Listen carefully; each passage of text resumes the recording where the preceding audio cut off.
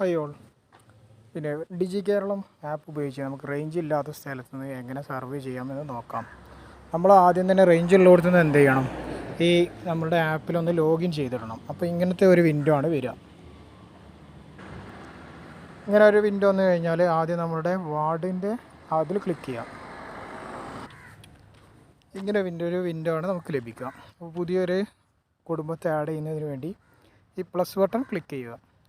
അപ്പോൾ ഇതിൽ രണ്ട് ചോദ്യമാണുള്ളത്. ഒന്ന്, ഈ ഡിജി കേരളം പദ്ധതിയുടെ ഭാഗമായി കുടുംബത്തിന് വിവരങ്ങൾ നൽകാൻ സമ്മതമാണോ എന്ന് നമ്മൾ അവരോട് ചോദിക്കണം.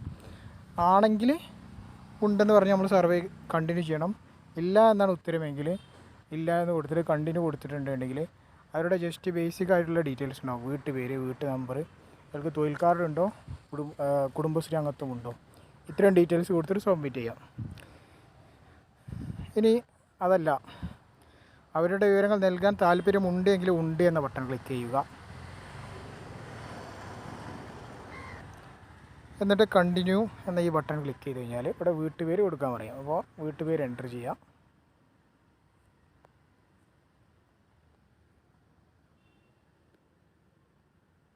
എന്നിട്ട് ആഡ് മെമ്പർ എന്ന ബട്ടൺ ക്ലിക്ക് ചെയ്യുക. അപ്പോൾ കുടുംബത്തിലെ അംഗങ്ങളുടെ പേരുകൾ ചോദിക്കും. അപ്പോൾ ഞാനിപ്പോൾ കുടുംബാംഗങ്ങളുടെ വിവരങ്ങൾ കൊടുക്കുകയാണ്. ഓരോരുത്തരുടെ വിവരങ്ങൾ കൊടുക്കണം. 14-നും 65-നും ഇടയിലുള്ള മൊബൈൽ നമ്പറും ഇമെയിലും നിർബന്ധമായി കൊടുക്കേണ്ട ഫീൽഡല്ല. അവർ തീരുകയാണെങ്കിൽ കൊടുത്താൽ മതി. അവരുടെ ലിംഗം പുരുഷൻ, സ്ത്രീ, ട്രാൻസ്ജെൻഡർ ഏതാണ്, അവരുടെ വിദ്യാഭ്യാസം, അവരുടെ തൊഴിൽ, പിന്നെ സ്മാർട്ട് ഫോൺ കമ്പ്യൂട്ടർ ഉപയോഗിക്കാൻ അറിയുമോ അത് കൊടുക്കുക. സോഷ്യൽ മീഡിയ സൈറ്റുകൾ ഉപയോഗിക്കാൻ അറിയുമോ കൊടുക്കുക.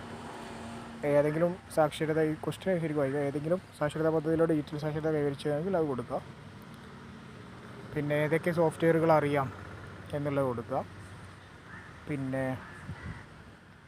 സ്മാർട്ട് ഫോൺ ഉപയോഗിച്ച് ഓൺലൈൻ ബാങ്കിങ് പേയ്മെൻറ്റ് ആപ്പുകൾ, ഗൂഗിൾ പേ ഒക്കെയാണ് ഉദ്ദേശിക്കുന്നത്, ഉപയോഗിക്കാൻ അറിയുമോ അത് കൊടുക്കുക. സർക്കാർ സേവനങ്ങൾ ഓൺലൈനായി പ്രയോജനപ്പെടുത്തി കഴിയുമോ ക്വസ്റ്റ്യൻ ആഡ് ചെയ്യുക. ഇനി ചെയ്ത ആളുടെ വിവരങ്ങൾ എഡിറ്റ് ചെയ്യുന്നതിന് വേണ്ടിയിട്ട്, ഇപ്പോൾ ഒരാളെ പേരടിച്ചത് തെറ്റി,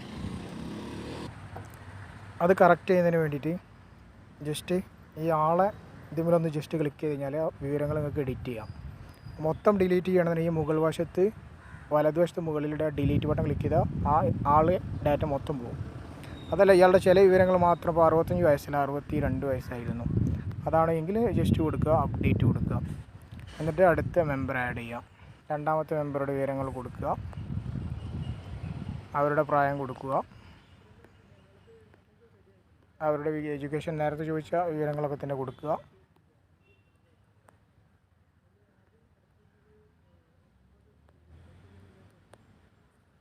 ആഡ് കൊടുക്കുക. ഇത്രയും ചെയ്ത് കഴിഞ്ഞിട്ടുണ്ടെങ്കിൽ സബ്മിറ്റ് ബട്ടൺ കാണും.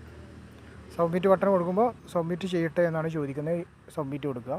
അപ്പോൾ നമുക്ക് റേഞ്ച് ഇല്ല എങ്കിലാണ് ഈ ഒരു ചോദ്യം വരിക, do you want to save to draft എന്ന്. അപ്പോൾ ഇത് സേവ് കൊടുക്കുക. ഇനി റേഞ്ചുള്ള സ്ഥലത്ത് വന്നിട്ട് നമ്മുടെ ഫോണിൻ്റെ നെറ്റ് ഓൺ ആക്കുക. അപ്പോൾ ഈ ഡ്രാഫ്റ്റ് എന്ന് പറയുന്ന ഭാഗത്ത് ഇത് വന്ന് കിടക്കുന്നുണ്ടാവും. അതിൽ ജസ്റ്റ് ക്ലിക്ക് ചെയ്യുക. എന്നിട്ട് ഈ സിങ്ക്രണൈസേഷൻ്റെ ഒരു ബട്ടൺ വലതുവശത്ത് മുകളിലുണ്ട്, ഒരു ആരോ മാർക്ക് വലത്തോട്ടും മേലോട്ടും താഴോട്ടുമായിട്ട്. അതിൽ ജസ്റ്റ് ക്ലിക്ക് ചെയ്ത് കഴിഞ്ഞാൽ ഡാറ്റ സബ്മിറ്റ് ചെയ്യണമെന്നിരിക്കും. സബ്മിറ്റ് അടിക്കാം.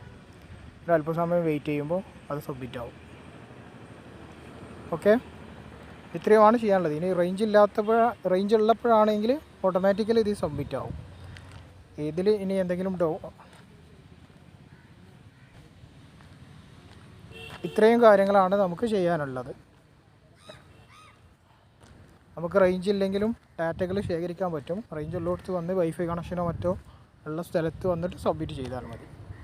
ഓക്കെ,